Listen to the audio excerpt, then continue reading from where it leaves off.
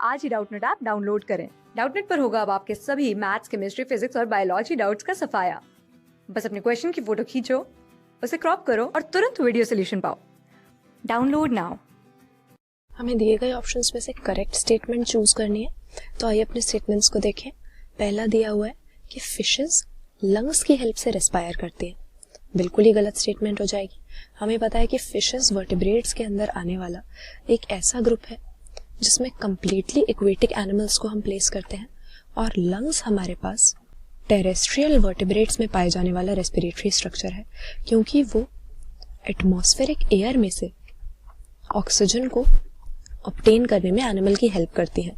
लेकिन फिशेस क्योंकि एक्वेटिक है तो लंग्स से नहीं बल्कि गिल्स की हेल्प से ये वाटर में से डिसॉल्व्ड ऑक्सीजन को निकालती है। स्टेटमेंट गलत है। दूसरा दिया है कि एक वाटर ब्रीदर अपनी रेस्पिरेटरी सरफेस को वेंटिलेट करने में ज्यादा एनर्जी खर्च करता है एयर ब्रीदिंग एनिमल से।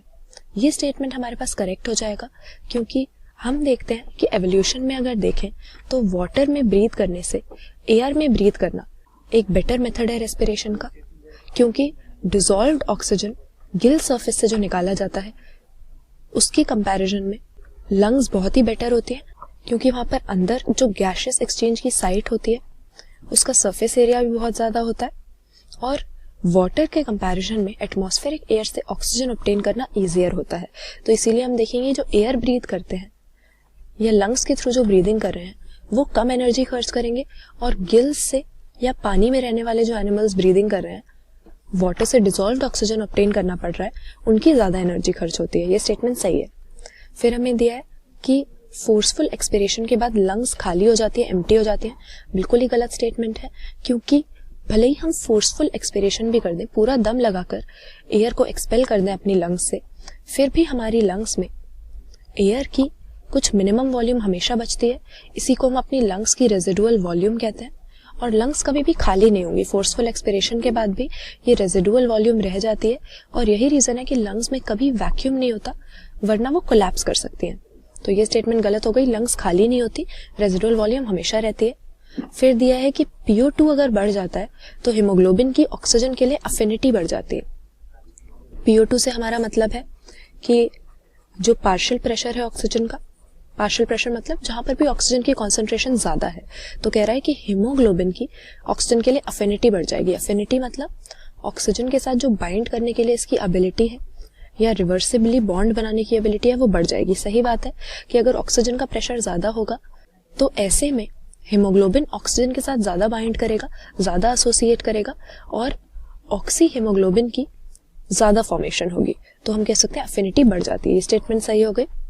नेक्स्ट हमें दिया है कि एनारोबिक रेस्पिरेशन में लैक्टिक एसिड प्रोड्यूस होता है। ये स्टेटमेंट भी यहाँ पर हमारी करेक्ट है, क्योंकि जब भी हम ग्लूकोज की या कार्बोहाइड्रेट्स की इनकम्प्लीट ब्रेकडाउन करते हैं एनारोबिक कंडीशंस में, ऑक्सीजन की एब्सेंस में, तो ऐसे में हमारी मसल्स में लैक्टिक एसिड की फॉर्मेशन होती है। और यही रीजन है कि बहुत ही विगरस एक्सरसाइज अगर हम करते हैं जिसमें एनारोबिक रेस्पिरेशन हमारे मसल्स के अंदर हो जाती है, तो लैक्टिक एसिड की प्रोडक्शन की वजह से या लैक्टिक एसिड की एक्यूमुलेशन की वजह से ही मसल्स में क्रैम्प्स होते हैं, दर्द होता है। तो ये भी सही हो गई स्टेटमेंट। फिर कह रहा है कि एक्सपिरेशन के दौरान लंग्स में गैशियस एक्सचेंज रुक जाता है, इंटरप्ट हो जाता है। ये स्टेटमेंट गलत है। गैशियस एक्सचेंज की प्रोसेस कंटिन्यूअस रहती है एक्सपिरेशन के दौरान भी, क्योंकि हमारी बॉडी में रेस्पिरेशन की प्रोसेस या गैशियस एक्सचेंज की प्रोसेस हो ही इसीलिए रही है क्योंकि बॉडी के सभी सेल्स को या टिश्यूज को कॉन्टिन्यूअसली ऑक्सीजन की जरूरत है, और गैशियस एक्सचेंज जब हम एक्सपिरेशन कर रहे हैं, लंग्स को एयर से एक्सपेल कर रहे हैं, तब भी कंटिन्यूड रहता है हमारे एल्वियोलाई में। फिर नेक्स्ट स्टेटमेंट हमें दिया है कि हीमोग्लोबिन का एक मॉलिक्यूल 1 से 4 मॉलिक्यूल्स ऑक्सीजन के कैरी कर सकता है। करेक्ट बात है।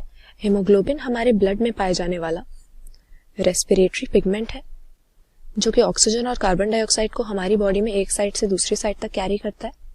और हीमोग्लोबिन की अगर हम सैचुरेशन देखें, यानी मैक्सिमम ऑक्सीजन जब वो कैरी कर रहा होगा, तो उस समय पर हीमोग्लोबिन का सिंगल मॉलिक्यूल 4 O2 मॉलिक्यूल्स को कैरी कर सकता है। तो हम कहेंगे कि 1 से लेकर और मैक्सिमम 4 मॉलिक्यूल्स कैरी करने की इसकी एबिलिटी होती है। स्टेटमेंट सही है हीमोग्लोबिन के बारे में। फिर हमें दिया है कि डायफ्राम की मैक्सिमम कॉन्ट्रैक्शन से मैक्सिमम एक्सपिरेशन होती है। स्टेटमेंट ब्रीदिंग के बारे में गलत हो जाएगी।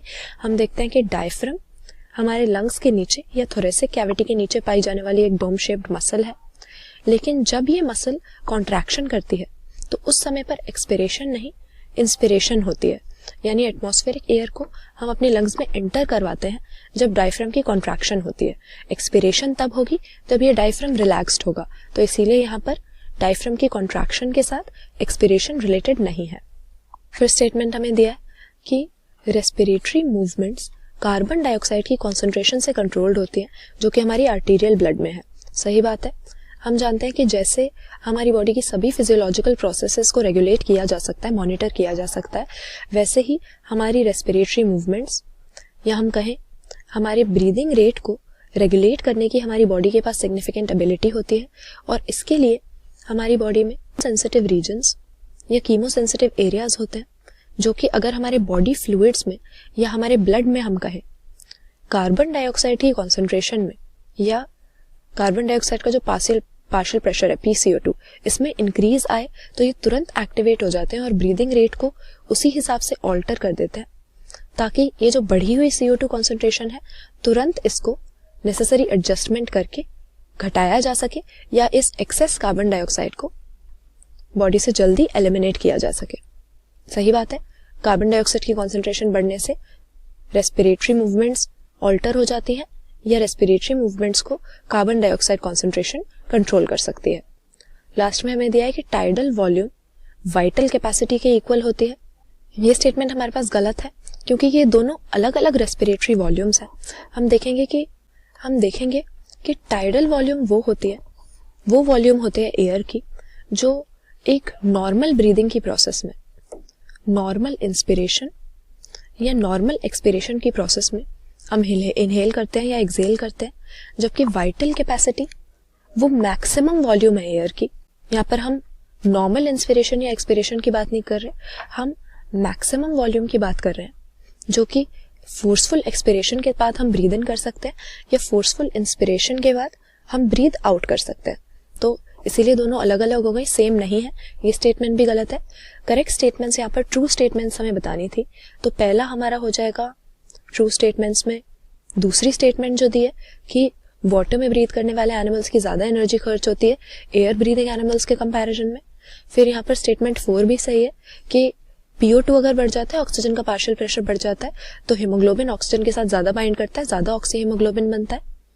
इसके बाद में हमारे पास 5th स्टेटमेंट भी सही दी हुई है कि एनारोबिक रेस्पिरेशन में या फर्मेंटेशन में लैक्टिक एसिड की फॉर्मेशन होती है, और यही रीजन है कि विगरस एक्सरसाइज के बाद हमारी मसल्स में क्रैम्प्स होते हैं, क्योंकि फर्मेंटेशन की वजह से लैक्टिक एसिड में अक्यूमुलेट हो जाता है।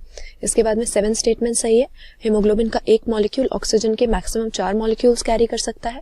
और 9th स्टेटमेंट भी करेक्ट है कि हमारे आर्टीरियल ब्लड में कार्बन डाइऑक्साइड की जो कॉन्सेंट्रेशन है वो हमारी रेस्पिरेटरी मूवमेंट्स को या ब्रीदिंग रेट को कंट्रोल कर सकती है, रेगुलेट कर सकती है। क्लास 6 से 12 से लेके नीट, IIT, JEE मेंस और एडवांस के लेवल तक 10 मिलियन से ज्यादा स्टूडेंट्स का भरोसा। आज ही डाउनलोड करें डाउटनेट ऐप या व्हाट्सएप कीजिए अपने डाउट्स 8400 400 400 पर।